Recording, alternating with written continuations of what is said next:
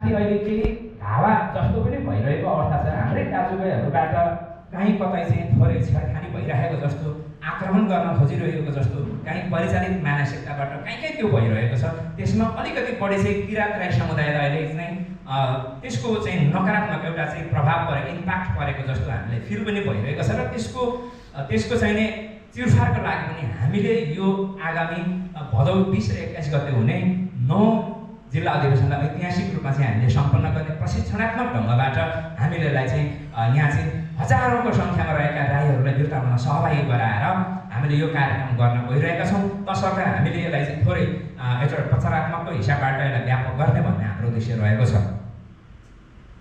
अब म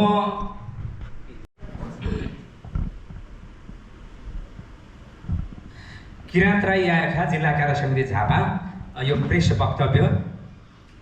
किराँत प्रदेश क्षेत्रको ऐतिहासिक सचेत जिल्ला झापामा बसोबास गर्दै आउनुभएका विविध जात जातिहरूमध्ये किराँत राई एक विशिष्ट जातिका रूपमा रहेको सर्वविदितै छ। 26 भाषी राईहरूमध्ये प्राय सबै भाषी राई जातिहरू झापा जिल्लामा बसोबास गर्दै आएका छन्।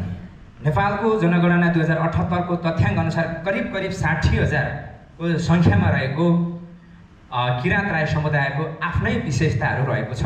प्रकृतिसँग रमाउने, आफ्नो कुल धर्मलाई सदैव शिरमा राखेर हिँड्ने, सबै जात जाति धर्म सम्प्रदायसँग मित्रभाव प्रकट गर्दै हिँड्ने किराँत राईहरूको उन्नति र प्रगतिका लागि गठित हाम्रो मातृ सङ्गठन, हाम्रो सङ्गठन किराँत राई याखाको 9 जिल्ला झापा जिल्ला अधिवेशन यही मिति 2083 साल भदौको 20 र 21 गते झापाको सुन्दर नगरी बिरताउनमा आयोजना गर्न लागि सहज जानकारी गराउन चाहन्छौँ।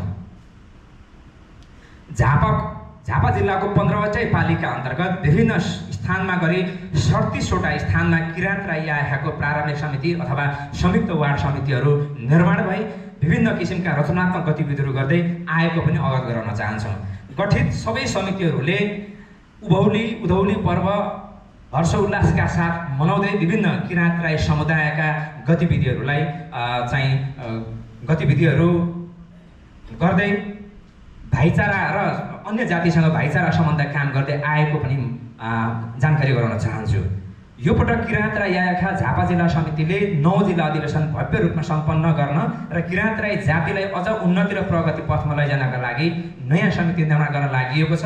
अन्त्यमा हाम्रो सामु केही दाजुभाइहरूले उठाउँदै आएको सुनसरीको धरान स्थित ऐतिहासिक किराँत समुदायको स्थल, सांस्कृतिक स्थल विजयपुर दरबार आसपासमा केही असमझदारीहरू सिर्जना भएको छ र त्यसलाई समझदारीको रूपमा समाधान गर्दै अगाडि बढिरहेको पनि म तपाईँहरूलाई जानकारी गराउँछु र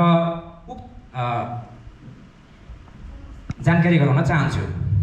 अब यस अधिवेशनलाई अन्त्यमा यस याखा जिल्ला कार्य समिति झापाले तपसिल अनुसारको उपसमितिहरू निर्माण गरेको म तपाईँहरूलाई जानकारी गराउँछु। तपसिलमा तयारी उपसमिति चाहिँ संयोजक उपाध्यक्ष श्री लीलाबहादुर राईको संयोजकतामा हामीले निर्माण गरेका छौँ। सहसंयोजक जिल्ला सदस्य केडी राई, सदस्यहरू जिल्ला कार्य समितिका पदाधिकारी सबै रहने गरी र बिरतामोड नगर अध्यक्ष र सचिव, अर्जुनधारा नगर अध्यक्ष र सचिव यहाँको स्थानीय समिति भएको कारण र आर्थिक उपसमिति संयोजक सचिव श्री गौरीमेन राईको संयोजकतामा सदस्य जिल्ला सदस्य श्री जिल्ला सहकोषाध्यक्ष श्री आनन्द राई, सदस्य जिल्ला सदस्य श्री सुनिल राई, सदस्य जिल्ला सदस्य श्री हिरण्य राई, सदस्य चाहिँ आयोजक समिति मूल आयोजक समितिका सदस्य कमल निवासी सन्तोष राई हुनुहुन्छ।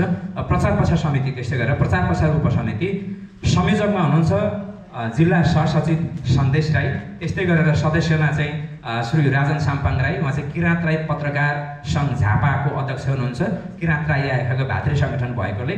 त्यस्तै गरेर सदस्यमा रजनी राई र सदस्यमा पालिका समितिका सबै सचिवहरूलाई हामीले यो प्रचार प्रसार समितिमा राखेका छौँ। त्यस्तै अतिथि सत्कार उपसमितिमा चाहिँ संयोजक जिल्ला समितिको सहसचिव चिजा राई हुनुहुन्छ संयोजकमा, सहसंयोजकमा जिल्ला सदस्य रामकुमारी राई, त्यस्तै सदस्यहरूमा तारा राई, दिलकुमारी राई र बसन्ती राई हुनुहुन्छ र अन्त्यमा चाहिँ युवा तथा स्वयंसेवक उपसमिति भनेर हामीले कार्यक्रममा व्यवस्थापन गर्नको लागि यस उपसमिति निर्माण गरेका छौँ। संयोजक चाहिँ जिल्ला सदस्य श्री सुनिल राईको संयोजकमा जितेन साम्पाङ, मिलन रुम्ताले, अयुब राई, सञ्जय राई लगायत हुनुहुन्छ।